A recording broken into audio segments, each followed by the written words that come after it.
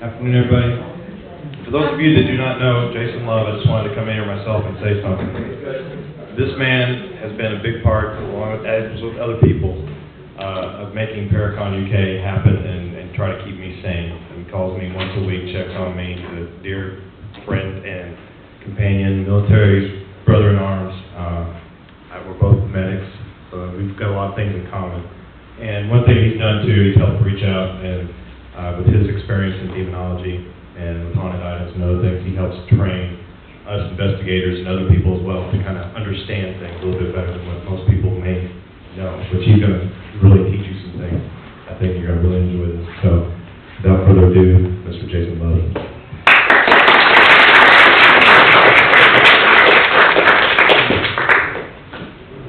Shaky hands with my seventh coffee today.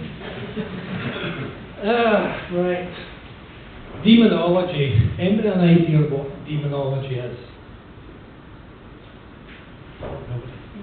Okay. Ever experienced? Well, how many investigators are there in here? Alright, cool, quite a few. How many of you have been to violent house hauntings? And in these violent house hauntings, was any of these investigations related to an item? Or was it just like residual energy, negative energy? It's active. We were called to the house, and basically the friends had done a Ouija board, and the energy was set through, but when we were on the phone, you could hear it screeching, growling, and there was heavy breathing. And when we went in the house, I felt very, very unsafe. Like the man, I thought he was going to hurt me. It was like nothing I felt before. And the energy was so strong, so heavy. And when we were downstairs, we set a dictaphone up because I wanted to prove what I was hearing, because the room was being smashed up above us. And you can hear something say, "What are you doing here?" And it's quite snarly. We played it back, can't work out how or why. And the feeling I got is I felt burning on my arm, and the energy was just so heavy, but so dangerous and threatening. And when he was talking to us, we felt he stepped into this gentleman, because when we first got there, he was like, "We need help, we're not sure why it's here." And then it was going off on that, and then it said, "They don't want you here." Then it was like, "We don't want you here, you need to leave now." And that's one of the strongest energies I've been in the room with. And for me, for my psychic medium career and paranormal career, that was actually quite scary for me, because it was a whole different layer of energy to what I'd come across. And when they spoke to us afterwards, it took them about a week to clear the house, and it was quite bad. I mean, it was affecting the children, affecting him. When she rang me, you could hear it screeching down the phone. I didn't think in real life, I thought that was in the film, but the things we heard, it showed me a whole new level to the energies I've worked with, and I've got a hell of a lot of respect for what's around me now. Yeah. I think the biggest thing when dealing with darker energies is your respect for them. As much as they're trying to get rid of you and kick you down the stairs, you really do have to approach these investigations with some kind of dignity towards what you're dealing with. I've been doing this since I was 11 years old. I was brought up in Zimbabwe and then on to South Africa. We stayed in a converted Victorian mortuary, so you can imagine the apparitions we used to see. And after that, I did a lifelong career in combat medic, and now I'm working in casualty. So I'm seeing death on a regular basis, more than I would like to see. And in my part-time, I'm out investigating houses with dark entities and haunted teddies. So it's not something I put in my CV. I've got a couple of items. I've got in total at home 47 haunted items. The two that you see in the plastic boxes are in boxes for a reason. It's because both of them have very negative and powerful energy. Even though the first one you'll see is a teddy bear, that's called Harry. I'll give you the history of this one. 2009, I was called to investigate a house. It was a normal, everyday family. They moved into a council flat just outside Glasgow, and they claim was that their child was talking to the teddy. That's fine, and every child talks to teddies, but it's when you talk back to your child is when you start worrying. Now, the history behind was the previous occupier, or previous owner of the flat, was an old woman who was supposedly known by the community to be involved in witchcraft and occults, things like that. She had died by her own hands after her husband had died, so we suspect that her energy, which was quite negative, has basically attached itself to this teddy. Now, the council workers obviously came in after she died and cleared most of the house out to renovate it for the new occupants, but this teddy was left in one of the cupboards. So when the new family moved in, they found the teddy looked tidy enough, so they gave it to the child. Delicious. A few months later, the child was saying to my parents, named this Harry, I don't know what the name was before, and he talks to me at night, we'd have talks about different things. Parents just dismissed it as usual child activities. But months on after that, the child's behaviour started to become quite erratic, more than usual. Fluctuating temperatures, quite aggressive behaviour. And when the parents questioned the child was saying it was Harry, was asking her to do things. So they took the teddy and locked it away in one of the cupboards, and a few nights after that there was a smash in the middle of the night coming from the kitchen. So the parents investigated, found most of their top cupboard glasses were all smashed on the floor, and there's Harry sitting on the kitchen table, and the child was still in bed sleeping. They questioned the child didn't know anything about it, and the parents became quite suspicious. So they again kept it locked away. This time they kept it locked in the garden shed, and a few weeks after that, another incident happened in the house. The child was actually pushed down the top flight of the stairs. The child says it was Harry who had pushed her. Parents didn't believe her, so they went to check in the garage, garden cupboards, or the garage, and Harry was nowhere to be seen. He was actually lying inside the child's bed. And this shed in the garage had 2 padlocks, so there was no way the child could get into it. So after that, the parents became quite inquisitive over this teddy bear, and exactly what's going on with us, if there's any foul play. And the parents were quite, they certainly didn't mention they were interested in paranormal or anything like that, but they wanted to investigate it themselves, so they set up some cameras in the kitchen and left Harry in the kitchen. And over a period of 7 days, they actually caught on camera Harry moving. His head moves left to right and his arms move, and this is without anybody touching him. He's just a normal soft teddy. There's no wires, there's no any mechanical instruments to make him move. So I was called to investigate this through my contact, and myself I set up some cameras in all the rooms, and I placed Harry in a different room each night and left the cameras running.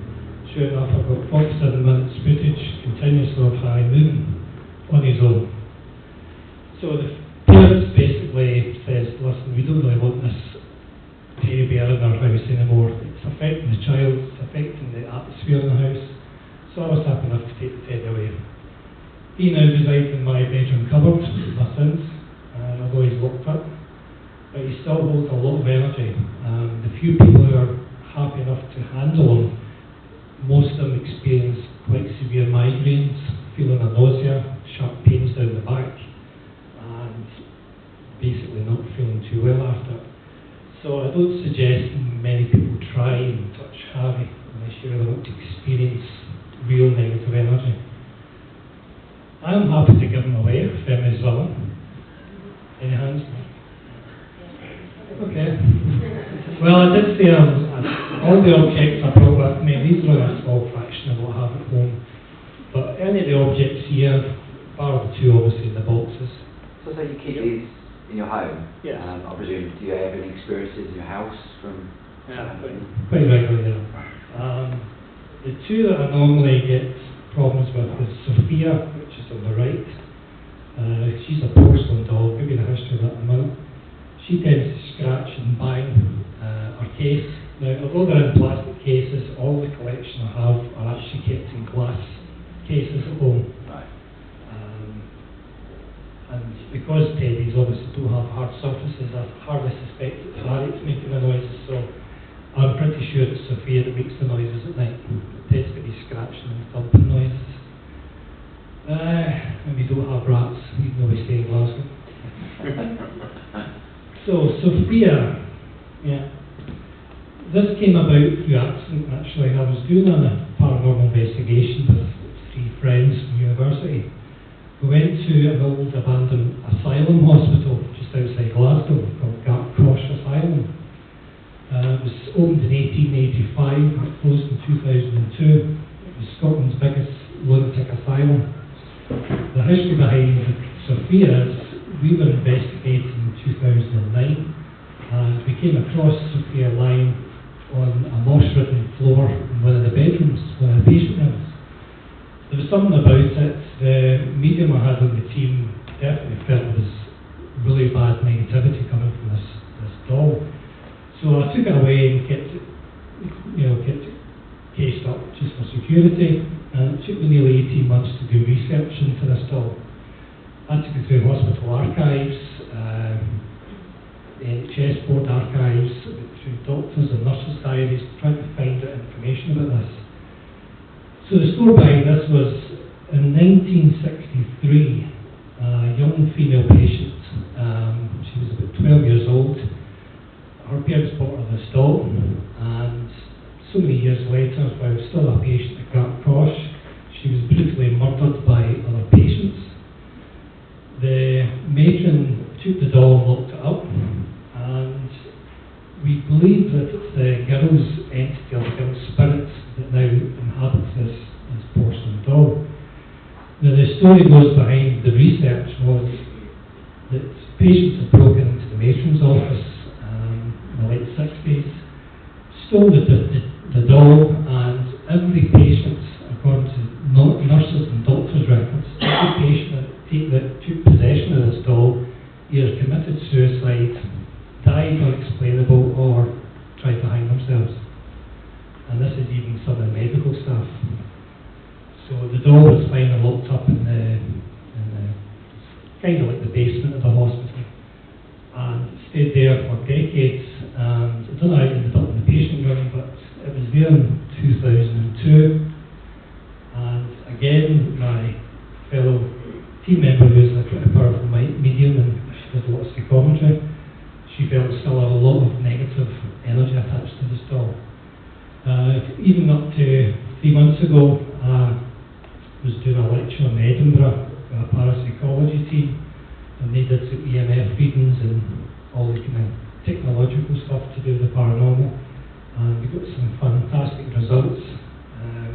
EMF was peaking up to 10 and 12. Through the spirit box, they were getting voices coming from both objects.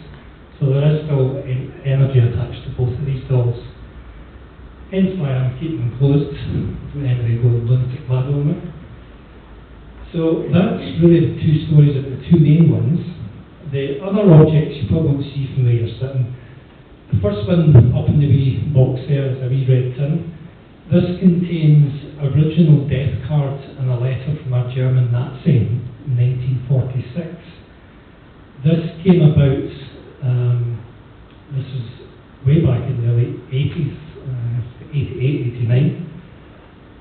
Old war veteran staying in Erskine, the west coast of Scotland. His family received this package through the post, and it was actually from relatives of this deceased German soldier, with no idea how this came about, so how they got this gentleman's details. But he received this package, and inside his package was indeed the death card and the handwritten letter by this German soldier. So he didn't think anything of it, he kept it locked away in his house, and within a few weeks he started having a lot of paranormal activity, to the point he actually started having full apparitions of a dead German soldier at the foot of his bed. His wife was a bit of a skeptic, didn't believe him. Before he had the chance to really kind of disclose any more, the guy passed away. The wife didn't think anything of it, she just kind of kept it locked husband's belongings. But the activity started increasing, and the apparition became more and more malevolent, to the point that it was actually becoming more of a poltergeist activity within the house. Again, I was called in through contacts to investigate this. Didn't feel any significance behind the contents of the box. I didn't certainly feel any energy of it. But I took possession of it. I ran it through with my medium friends and got it psychically analysed with the university department, and sure enough there's a lot of activity, a lot of negativity from this tin. At the moment there's not much coming from it, hence why it's not cased up. There's a mirror standing next to it. This mirror dates from 1915 and it's an original. It came from the Grand Central Hotel in Glasgow. It's one of the biggest hotels in Glasgow. And the story behind this is in 1922 there was a triple murder in one of the hotel rooms where this mirror was inside. And the belief is that the spirits of at least 2 of the 3 murder victims now inhabit this mirror. And the reason why we know this is because over the last decade, well, several decades actually, hotel staff have kept possession of this mirror in their storage room. And many staff, from porters right through to hotel management, who have actually handled this mirror, have seen reflections of apparitions behind them. People in typical 1920s, 1930s type of clothing. So there's definitely spirits attached to this mirror, and it's a common thing you get in a lot of hauntings, especially mirrors. You get a lot of these haunted mirror cases. But this is a wee small mirror, and it has been noted by several different people, not just for the hotel staff.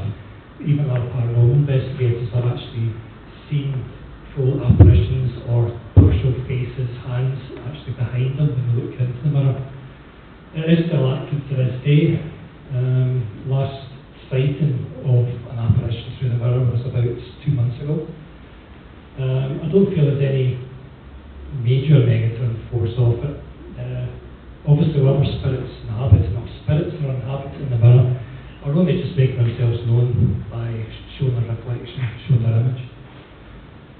The next one I've got here, this is an old medical set, actually dates from 1875, and it belonged to a quite well-known surgeon in Edinburgh, and he committed suicide. Nothing big there back in the day. But what happened was that the ward, and including his office, was sealed up for the best half of nearly 100 years. Construction site were in, renovating the wards, broke down the partitions, and they found his office. One of the construction workers decided to nab his medical kit, see if he could flog it on eBay. And within a few days of having the items in the chap's house, they started having a lot of paranormal activity. He eventually owned up to stealing it and decided to bring it back. And within a matter of days of the objects being back in the hospital ward, we started to experience very severe poltergeist activity. Manifestations, cold spots, mist going through doors. We even saw apparitions of old-fashioned nurses. Quite a lot of activity relating to these objects. Somehow I think the surgeon was pissed that he stuff his tape. So we have now, well I now have it in my possession. Doesn't do me any harm. Certainly keeping the ward staff happy. The last one in the end here, this is actually original from Iona Abbey, away up in the north of Scotland. The Abbey is now run by the National Trust for Scotland, and it's quite a big tourist area now. The National Trust staff had came across this set of rosaries.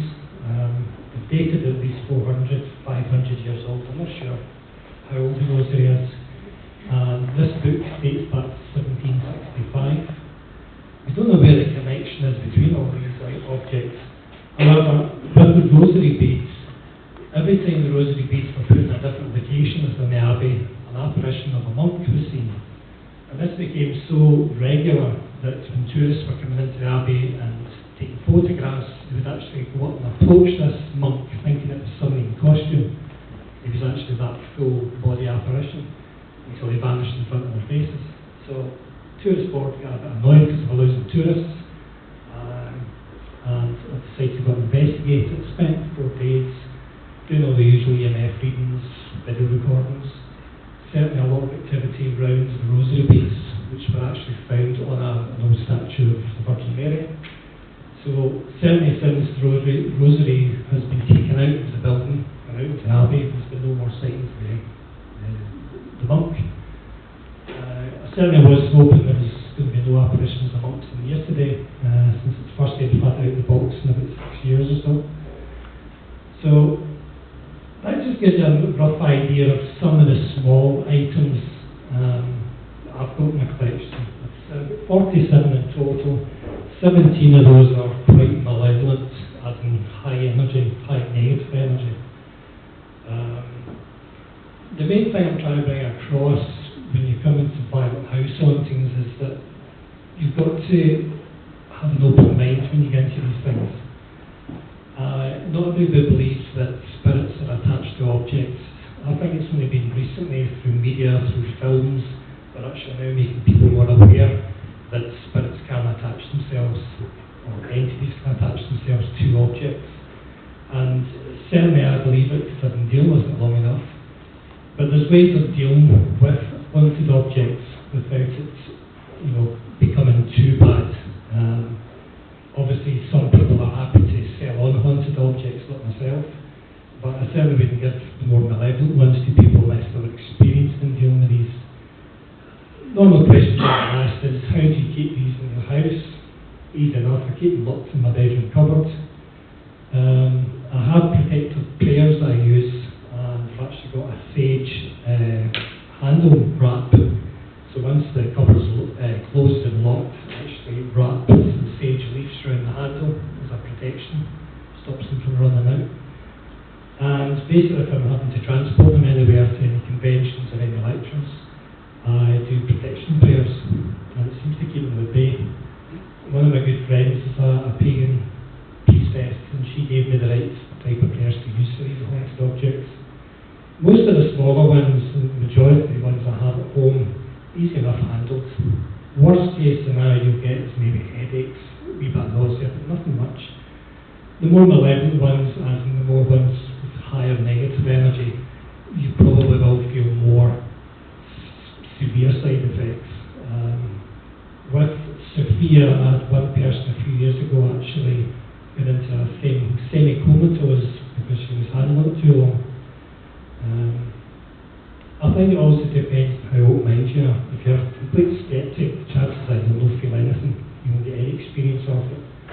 If you're quite open-minded, and more so if you're at a higher vibrational level, if you're a powerful medium, powerful psychic, the energy from these objects will draw off you and you'll feel it a lot more and a lot quicker than the rest of us.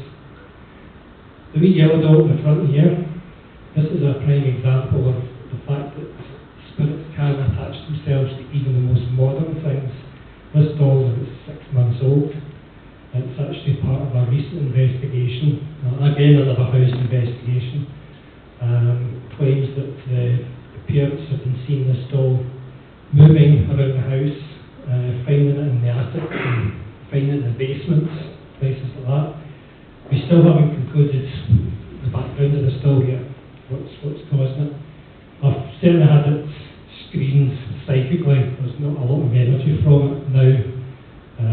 It certainly was cleansed when we first got it, but it just gives you an indication that things out there can attach themselves to objects. It doesn't have to be 17th century, it could be something 6 weeks ago. It's the relevance of the object is what the key thing is. Obviously the smaller items here, there's been a case history behind them. Obviously the surgeon's tools, the mirror, the German artefacts. But this yellow doll here, there's absolutely no relevance behind it. Why something would attach itself to it. We certainly ruled out the fact that it's not demonic in nature. If it was, I certainly wouldn't have it in the box. So really that's kind of what I do. I don't deal with residual hauntings. I don't go to haunted castles castles, haunted hotels, that's still my field. I like to go to the ones where you get to the teeth and shut down the stairs. That's the kind of investigations I like to go to. And believe it or not, Scotland's a very untapped country. We have probably more hauntings, more house hauntings than literally anywhere. And we don't have anybody to investigate them.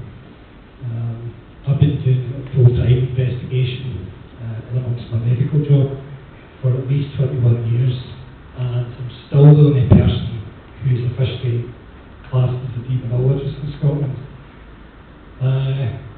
So certainly, I get at least 2 to 3 case offers a month from anywhere from Glasgow through to the islands and highlands, through to Aberdeen.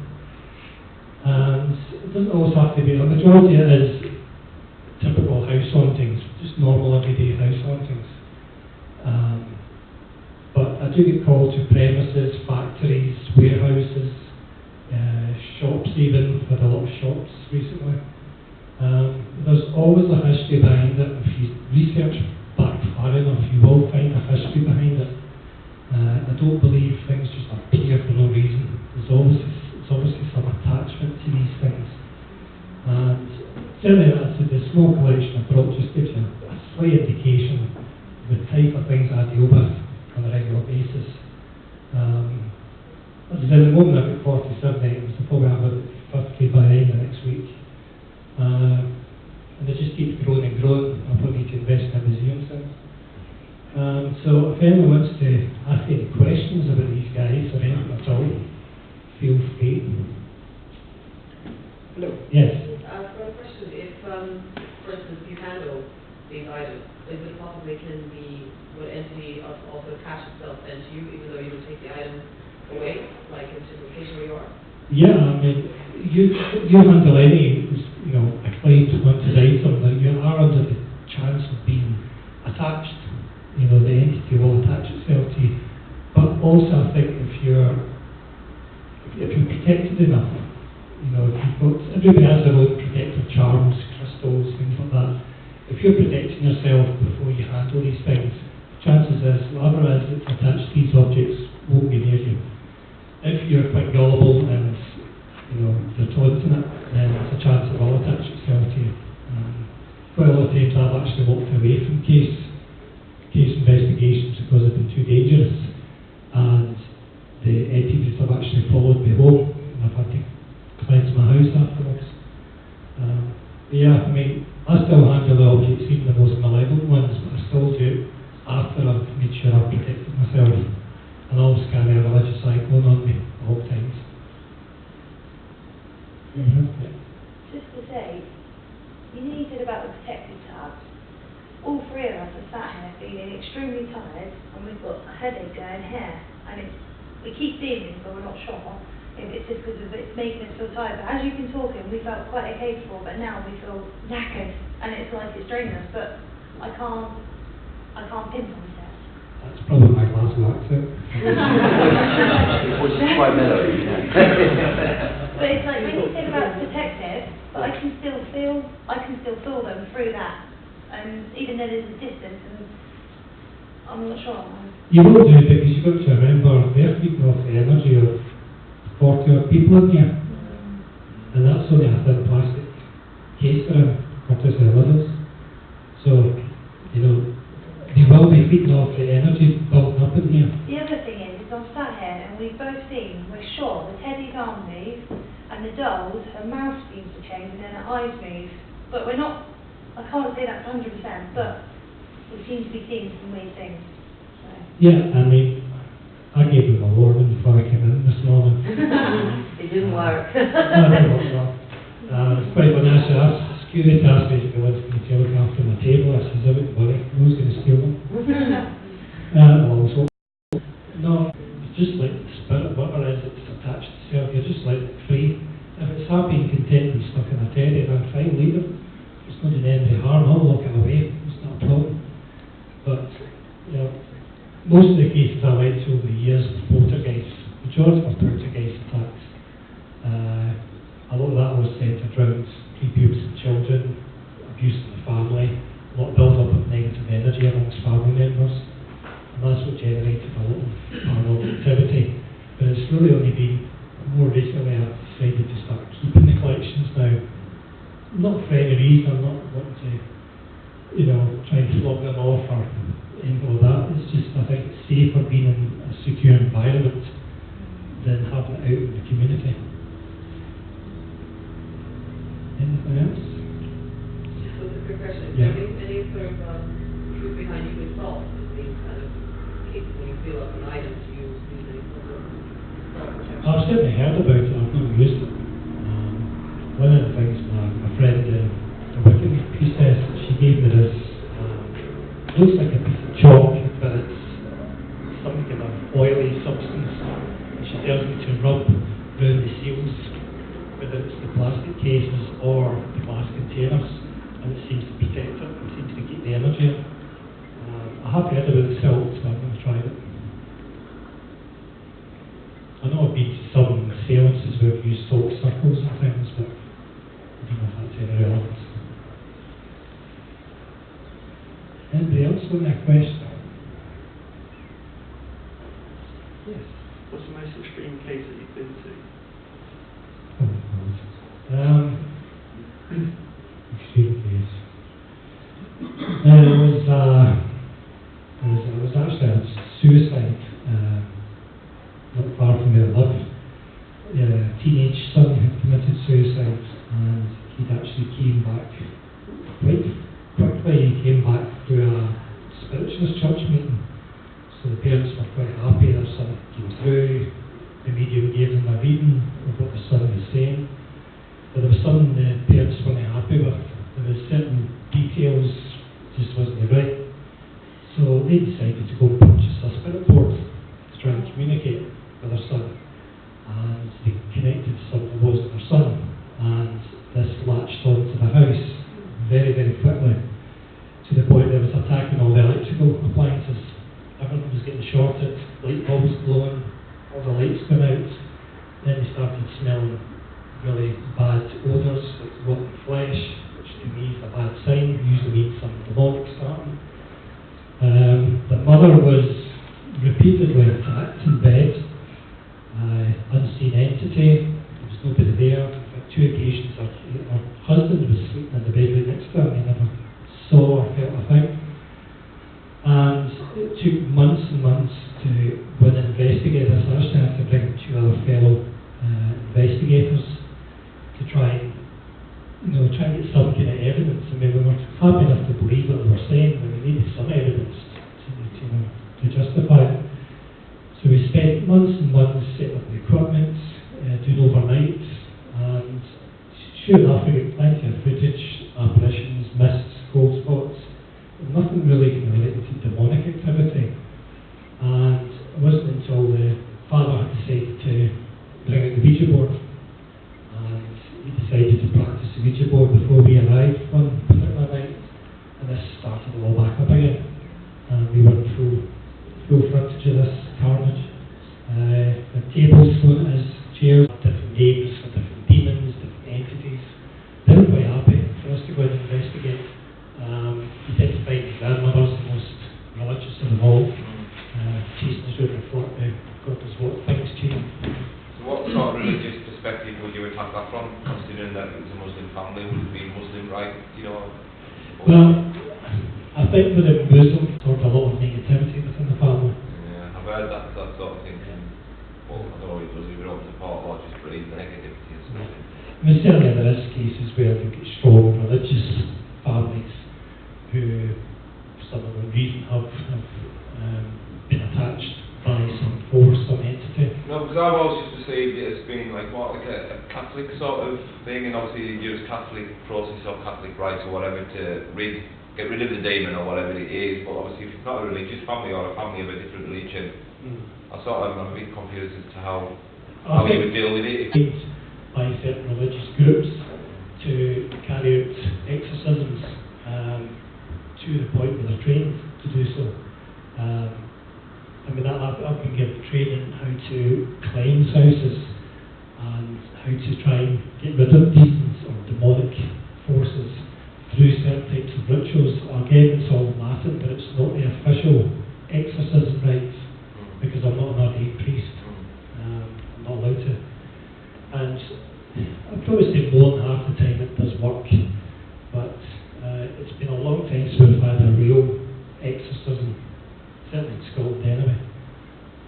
I don't think it makes any difference what religion you're from.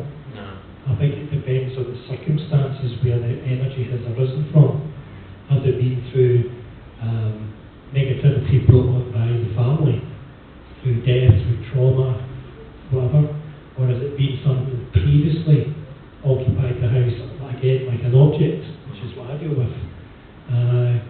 That's a lot of times when I deal with cases, it's not the current situation that's causing it, it's what happened previously. It's followed on through time, and obviously the new occupants are now experiencing it. Always when I do like a checklist, so first thing I do is rule out the current occupants, the current members of the family, interview them if I can, and then I tick off the boxes. Then I start going back to previous owners, and then start checking. It's all a checklist, you know. I try to approach every case on a scientific basis before jumping in and saying, that's Casper that's at it. You know, I come from a professional background, so I come in as a scientific approach. If I can debunk it, I will. Quite happily, I'd rather go home and watch the telly and get chased down the teams. So, yeah, a lot of the cases I do go investigate are debunked very easily. You do get a few that do slip through that are objects. I think most objects, the energy level or the energy activity decreases over time. If it's not getting anything to feed off, it just loses its power, same as a battery does. It will lose its power.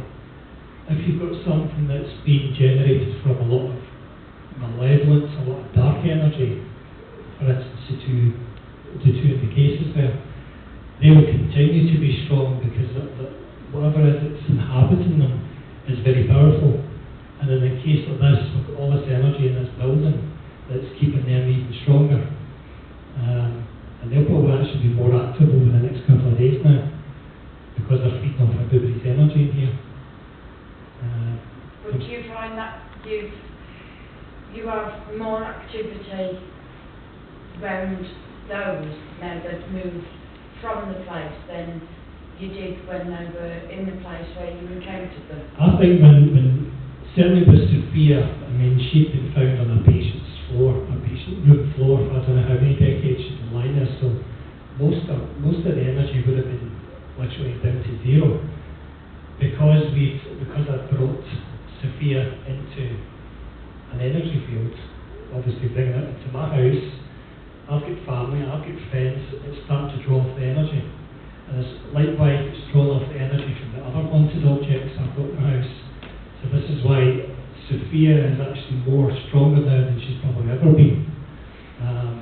Whereas the Harry, the Teddy, he's always been strong because of the nature of where he came from. I think it depends on, you've got to research the object and see what its background is. Obviously the case of the monk, that monk was purely entirely connected to the rosary, possibly was the monk's rosary. So removing the rosary, there's no more apparition of the monk, and there's no energy left in the rosary, there's nothing to tie it, nothing to feed off. Whereas the teddies and the dolls, for some reason I haven't concluded why, but children's toys seem to harbour energy a lot longer than other objects. But like with the rosary reeds, if you're talking about, would the apparitions start again? I strongly believe they would, because you're putting it back in its original position, back to its original destination. Whereas on the second hand, if I took Sophia back and put her back in the empty patient room, I think her negative her energy levels would just disappear because there's nothing to feed off. Whereas the rosary, it was a continuous feeding because obviously there was tourists in visiting the abbey every day, so that the monk was generating its energy from the tourists and the people who run the abbey. Obviously I've taken the rosary out of that situation and it's lost its energy now. So I think it really depends on what the object's background is. If it's just I wouldn't say a residual haunting, but if it was related to say like an apparition or a ghostly figure, something that's not malevolent, it's not dark, it's not causing any problems, then yeah, I think, if you put it back where its original location was, I'm quite sure it would retain its energy or start building its energy up again. whereas the dolls, you know, it's a different situation. And it's a difficult thing to judge because, like the Teddy at the end of the year there, we still haven't concluded the full history of this Teddy, why it's active, you know, where its history came from. We just know there's been a lot of activity in the home where the doll came from. Parents were quick enough to ask me to get rid of it. I still haven't deciphered the history yet behind this doll. I do know, because I've had people check it and psychically clean it, it's not active, there's very little energy in it, so it's easy enough to leave it sitting out. But you compare that doll, which is, you know, it's fairly new, compared to Sophia, dates back decades, and there's a totally difference in energy levels. You know, obviously the yellow teddy, I don't believe had any traumatic background to it, anything dark. That's why it's lost its energy so quick. Whereas Sophia came from a traumatic background. You know, it was ownership of a female patient who got murdered, so there's a lot of negativity there. And then obviously the patients who had died after that. So I think that I don't like using the word evil, but you know, in a sense that evil has followed it through all these decades, and I think that's why it's still a very active object. And I do believe when it's around people it draws off their energies. Whether you're sceptical, it does draw off energies. I think that if you are psychically tuned or your vibrational level is much higher than the rest of us, you'll feel the effects of that doll very quickly. Likewise, Harry's the same. People feel you know, something coming off the doll even without touching it. It just seems to have that type of psychic draw towards you. I mean, every case is different, every case is unique. You know, I would say only about 80% of my cases I can actually say I know what the cause is and why it's done it. You know, the other 20% I've absolutely no clue. I just keep it locked away for safety. So, again, you know, haunted collections, demonology is still a fairly untapped specialisation. Not everybody really knows what goes on behind it and how to deal with it. There's no scientific explanation or any proof methods how to deal with these objects. As long as you know how to protect yourself and don't pass it on to people who don't know what they're doing, then at least you know, keep society at rest, I suppose. Anybody else? Would you advise not to take items? Yeah, I would say don't take any haunted items. Now, I mean, because of activity in your own house and around people. Yeah, I mean, if someone says to you, this item's haunted, I suppose you've got to put your trust in them that it's haunted. You know, I could be just as sceptic as everybody else and say, well, those things are haunted. You know, that's fine, you know, everybody's own belief, but if you have that sensation that you can feel and draw off the object and you feel there is something coming from that object, that's fine, it enhances your belief that object is haunted. You know, haunted objects, you know, it's a guessing game. Unless you're actually there, investigated it, seen the carnage that it causes, then you can say, yeah, that definitely came from a situation that was bad, and yes, that presence or that entity is definitely that object, that's fine.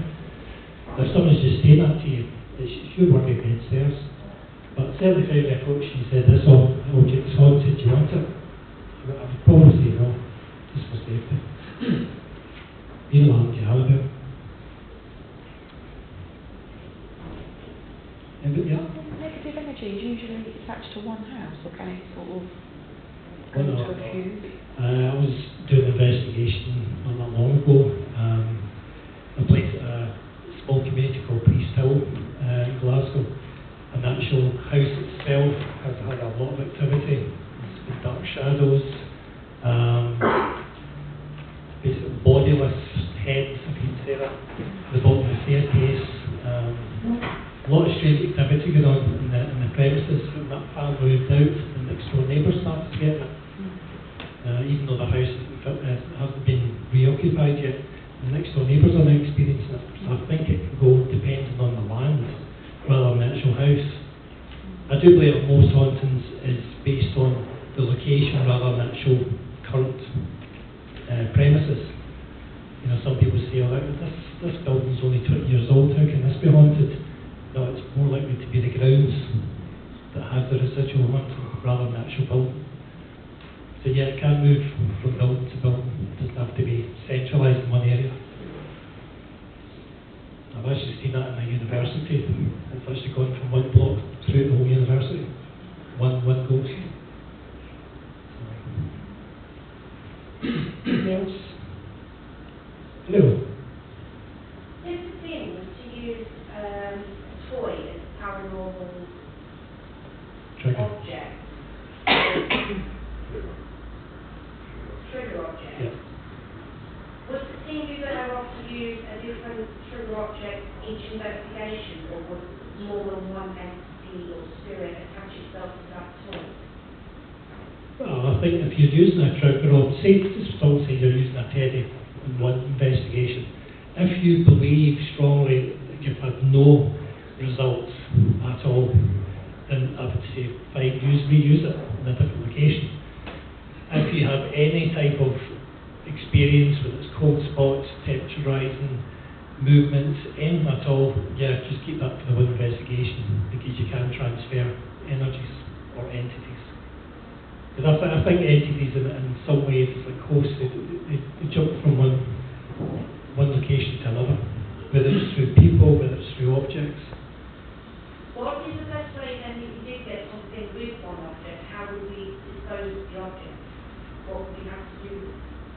Probably phone me. No, I'd keep it locked away. I'm not a believer in destroying objects that you believe may be haunted or maybe something's attached to it. I think it's too dangerous to destroy it, because you could release it, you could basically annoy it, piss it off, you don't know. So if you've got something you know or you believe is haunted or it's got something attached to it, seal it up, get it protected, get it locked away somewhere, put it in a museum. But I would destroy it. And I say to everybody, don't use Ouija boards. You can if you want, but don't come to me. You feel free to come up when you're ready and get a closer look. I don't suggest you touch anything, but if you can feel anything off of Harry, he seems to be quite active at the moment. Any other questions?